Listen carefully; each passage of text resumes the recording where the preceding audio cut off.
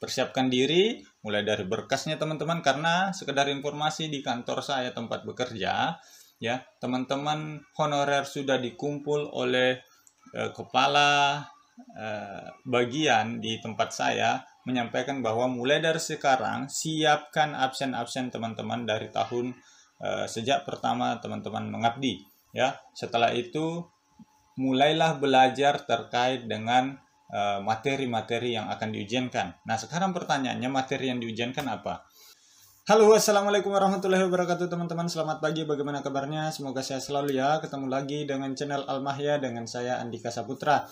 Nah teman-teman, pada kesempatan kali ini kita akan membahas berita yang sedang hangat, ya, yaitu terkait dengan akan dihapusnya tenaga honorer di tahun 2023 dan peluangnya menjadi ASN di tahun 2023. Nah, teman-teman, seperti teman-teman ketahui, pasti teman-teman tenaga honorer sudah mencari berita dan informasi terkait berita bahwa tenaga honorer berpeluang menjadi ASN di tahun 2023. Lantas, syarat dan jenis tes apa yang akan dilalui tenaga honorer untuk diangkat menjadi ASN? Nah, untuk mengetahui detailnya, silakan teman-teman simak video ini dari awal sampai akhir. Bagi teman-teman yang baru menemukan channel ini, silakan subscribe channel ini sekarang juga untuk terus mendapatkan update terkait dengan penerimaan ASN di tahun 2022 dan 2023. Oke, teman-teman, kita lanjut. Nah, teman-teman, di sini diberitakan bahwa tenaga honorer akan segera dihapus. Alhasil pada 2023 tidak ada lagi pegawai yang berstatus honorer di instansi pemerintah baik pusat maupun daerah. Ya, menurut Kementerian Pemberdayaan Aparatur Negara dan Reformasi Birokrasi Kemenpan RB, setelah honorer dihapus, status pegawai pemerintah mulai 2023 nanti hanya ada dua jenis, yakni pegawai negeri sipil dan pegawai pemerintah dengan perjanjian kerja. Kedua status ini nantinya akan disatukan dan disebut dengan aparatur sipil negara. Nah, tentunya dengan adanya seperti ini ada dua kemungkinan ya teman-teman. Tenaga honorer akan diangkat menjadi ASN atau tenaga honorer akan di-outsourcingkan. Nah, seperti berita beberapa hari yang lalu ya. Nah, tetapi ternyata penghapusan honorer ini berangkat dari kekhawatiran pemerintah pusat ya terhadap daerah yang terus-menerus merekrut tenaga honorer. Padahal sesuai pasal 88 PP nomor 48 2005 tentang pengangkatan tenaga honorer menjadi calon pegawai negeri sipil, instansi pemerintah melarang merekrut tenaga honorer. Ya, ketentuan penghapusan honorer juga tercantum pada pasal 96 PP nomor 49 2018 tentang manajemen P3K. Nah, sekarang pertanyaannya teman-teman, bagaimana nasib para honorer yang sudah bekerja hari ini? Tentu sangat-sangat banyak ya tenaga honorer yang masih bekerja di instansi pemerintah saat ini. Nah, bagaimana nasibnya? Nah, ternyata seperti ini ya teman-teman penjelasannya. PLT Kepala Biro Hukum Komunikasi dan Informasi Publik Kemenpan RB Muhammad Avereus menyebut tenaga honorer yang saat ini sudah bekerja di instansi pemerintah akan diangkat ya, ini keterangannya, akan diangkat menjadi CPNS tetapi dengan proses seleksi ya. Jadi ada proses seleksi. Terus bagaimana proses seleksinya dan syaratnya apa saja? Apakah digabung dengan pendaftar umum? Nah, teman-teman kita lanjut. Dengan proses seleksi CASN pengangkatannya, itu kata Avereus kepada kompas.com ya, berarti ada seleksi CASN untuk tenaga honorer ya, tidak langsung diangkat serta-merta. Berarti teman-teman harus juga ada persiapan untuk menghadapi tes tersebut. Nah, mengacu pada PP 48 2005 ada sejumlah hal yang perlu dipahami terkait pengangkatan tersebut. Pengangkatan tenaga honorer menjadi CPNS diprioritaskan bagi tenaga guru, ya, tenaga kesehatan, ya, tenaga penyuluh pertanian, perikanan, dan peternakan, dan tenaga teknis yang sangat dibutuhkan pemerintah. Ya, berarti teman-teman,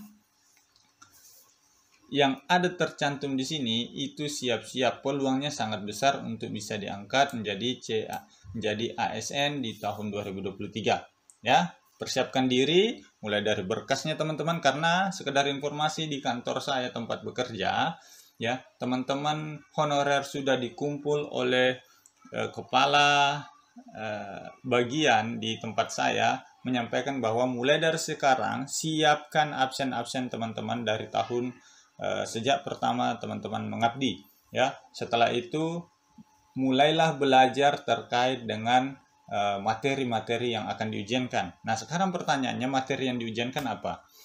Tetapi sebelum lanjut ke materi yang akan diujiankan, nah ini adalah syarat pengangkatannya, ya.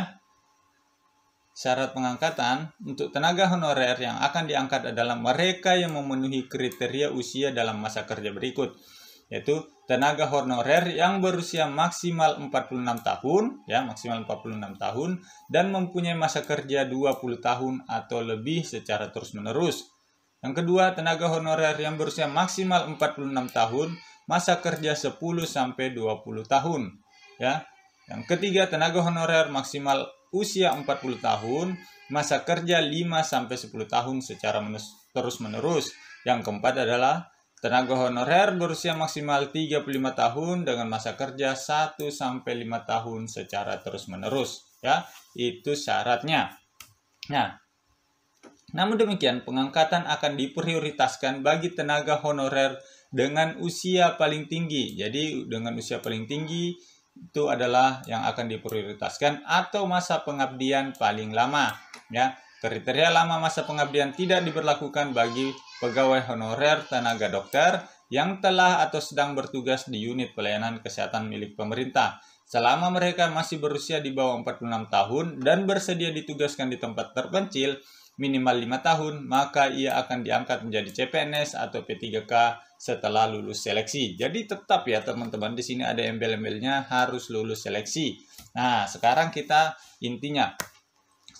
Nah, dalam PP 48 2005 dijelaskan, seleksi itu meliputi seleksi administrasi, seleksi disiplin, integritas, kesehatan, dan kompetensi. Nah, di sini ada 2 poin yang penting yang saya harus garis bawahi ya teman-teman. Seleksi administrasi, mulai dari sekarang teman-teman siapkan absensi teman-teman selama teman-teman mengabdi jadi honorer. Yang kedua, di sini ada terkait dengan soal kompetensi. Tentunya ini berkaitan dengan teman-teman jabatan teman-teman. Contoh misalnya untuk kebidanan atau keperawatan yang disebutkan di atas tadi ya, yang diprioritaskan yaitu tenaga guru, tenaga kesehatan. Nah, contohnya misalnya tenaga kesehatan,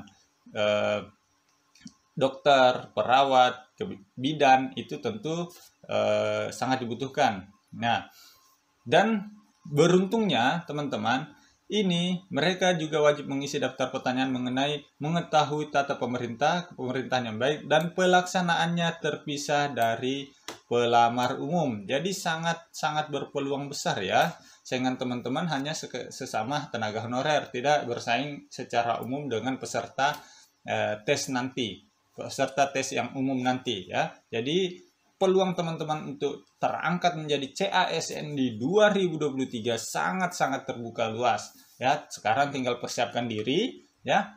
Persiapkan teman-teman belajar kompetensi, terutama kompetensi teknis di bidang teman-teman. Misalnya teman-teman berada di